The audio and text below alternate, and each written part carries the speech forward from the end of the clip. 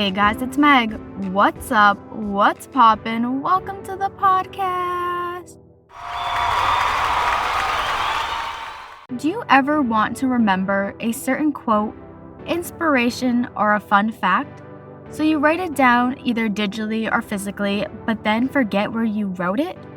Why not start a Commonplace book and keep it all in one place? And honestly, this podcast episode is kind of more for me. I wanted to look up what a Commonplace book was. And then I was like, you know what? Why not make it a whole podcast episode? Because I can. And I discovered the world of commonplaces because I ended up on the stationary side of social media, which is very dangerous for me. And it was all about notebooks and ecosystems and leather traveler notebooks and now fountain pens. And one of the notebooks that people were often putting either in their traveling notebooks or in their ecosystems was called a commonplace. And I was very intrigued.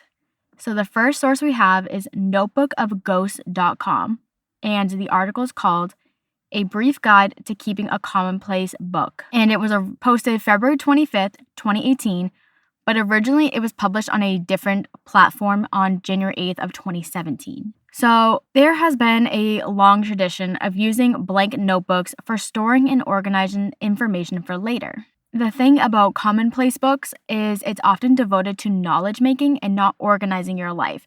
So it's different from a regular every night journal or diary or even a bullet journal type thing. John Locke, I'm pretty sure he was a philosopher, they were saying. He has this quote, and it is, "Commonplace books, it must be stressed, are not journals, which are chronological and introspective." It was basically saying this is a book of information. It's like an encyclopedia, but of your life almost. The website was saying that commonplaces are often accessible reference books to pass down from generation to generation. And what exactly is a commonplace book? The definition that they gave is it's a book that is a collection of significant or well-known passages that have been copied and organized in some way for future reference. It's traditionally handwritten and can include pictures and drawings.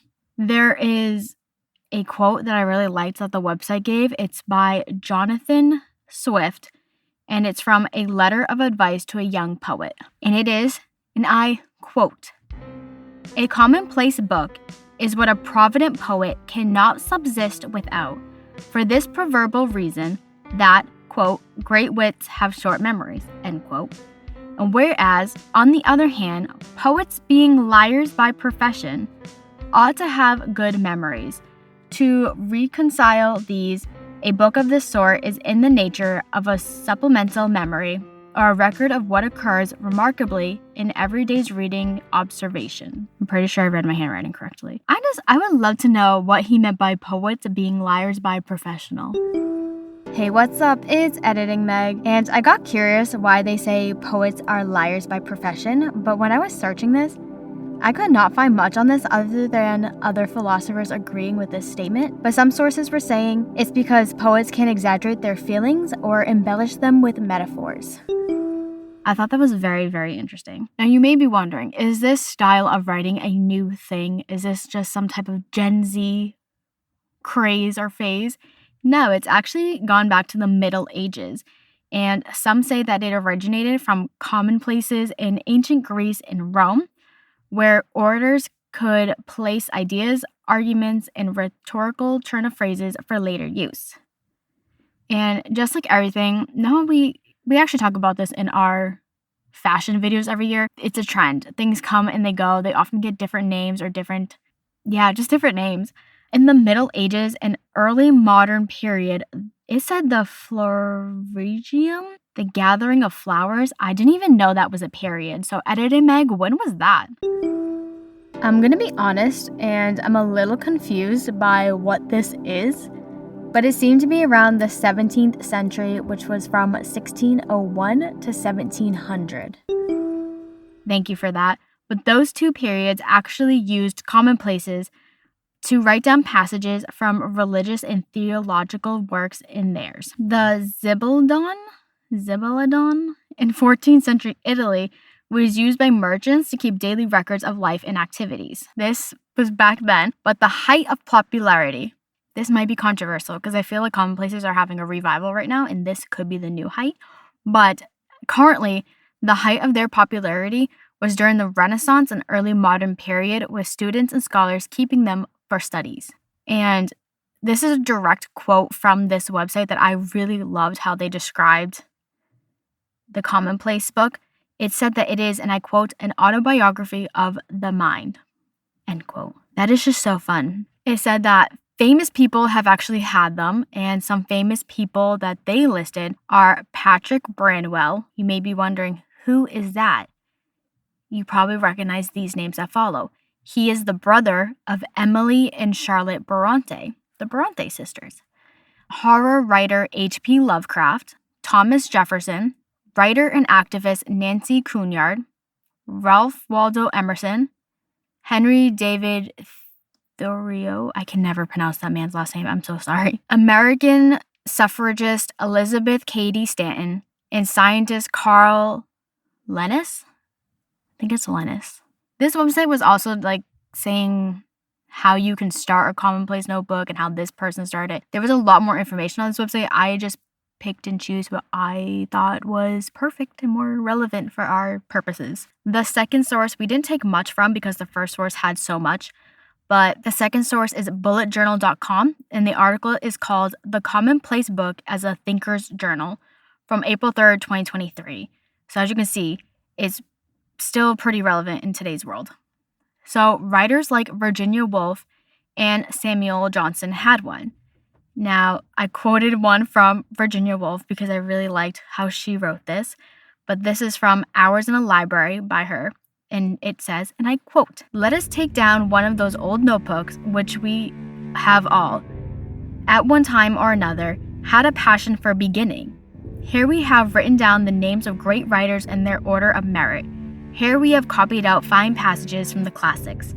Here are lists of books to be read, and here, most interesting of all, lists of books that have actually been read, as the reader testifies, with some youthful vanity, by a dash of red ink." There's just something lately, I have been very much in a poetic philosophy mood. I think that is why I re-downloaded Tumblr and then did a whole Tumblr podcast episode, because there's just something so beautiful behind it, and I love it. Can we also talk about how Virginia Woolf was born in 1882 and died in 1941, and it seems that even back then, people were holding onto notebooks they didn't know what to do with, and yet all the way in 2025, people are still doing the same thing. And the last source we have for Commonplace books is archerandolive.com. What is a commonplace book and how to start it? And I apparently did not write down when this article was published. I'm so sorry. And the only thing I actually took from this website, because again, there was so much repeated information. There was people claiming that this person actually started, this person actually started. Either way, it seems to have come from the Middle Ages, regardless of who have started it. But from this website, I only took benefits and ideas from it. So the benefits of starting a commonplace are: it helps explore, process, and organize ideas in one tangible place. You remember things that inspire you, which fuels creativity. Chronicle the process of a project. Increase mental capacity and intelligence. A place to put intentional thoughts and learning into words. Encourage idea development and info assimilation that can be a springboard for other projects. And then some ideas that you can actually put into your Commonplace book are notes from books, courses, or podcasts, research about your current interests, quotes, observations, song lyrics, scriptures, prayers, meditations, wise words, antidotes, ideas and insights. You could have a theme journal, like a home and garden one, a nature, music, poetry. You could have the word of the year, recipes, traveling or focus location, and a list of all, I put lands. Kinds, that says kinds. I can't read my own handwriting. That is so bad. But it was also saying that a lot of people, either in the I think it was the very back of the book, but you should put like an index that you could number the pages and then have an index so you can go back and you can remember where things are exactly. And then other people were using like markers to add little dots to things to like be like, okay, this red dot means poetry. This green dot means quotes. This yellow dot means fun facts. Like they were like color coding their own system, and they were also notating what that color code system was. So when they were flipping through the Commonplace book, they just had to look for that color in addition to having an index. But I think they're so fun. I think they're so cool. And before we end this episode, let us do our affirmation of the week. We're back to using Inspired by Frida by Akal Pritam. And let's cue some ASMR shuffling that 12 episodes in is not ASMR shuffling, but I'm going to keep calling it that. I really hope we get one that has to do with this podcast episode, like one with words or your mind. That would also be pretty cool. These cards just also don't shuffle that great. I know I don't have much space in here, but I almost just dropped all of them. Every time I do this, I'm just like one falls, and I just dropped all of them. Not all of them, but I just dropped a bunch. So we're just going to see which one I pick up from the 3 I dropped. I think it's more than 3. Well, 1 got left behind, so that's going to be our affirmation. All right, let's see what it says. Oh, it kind of goes a little bit. I like this one. Cue the drum roll, please. The most wonderful gift you can give is you being you. Your beautiful, true self. And that is this week's episode of Hey Guys, It's Meg. So, the next time that you have an empty notebook lying around and you're wondering what you should do with it, maybe start a Commonplace book because they seem really fun, they seem to spark creativity, they create an interest, and they've been around for many, many, many years. Thank you for tuning into this week's episode of Hey Guys, It's Meg. You can follow Hey Guys, It's Meg _podcast on Instagram for updates and good times. I can't believe I'm about to say this, but come back next week for our season finale. How are we already here? I'm very confused.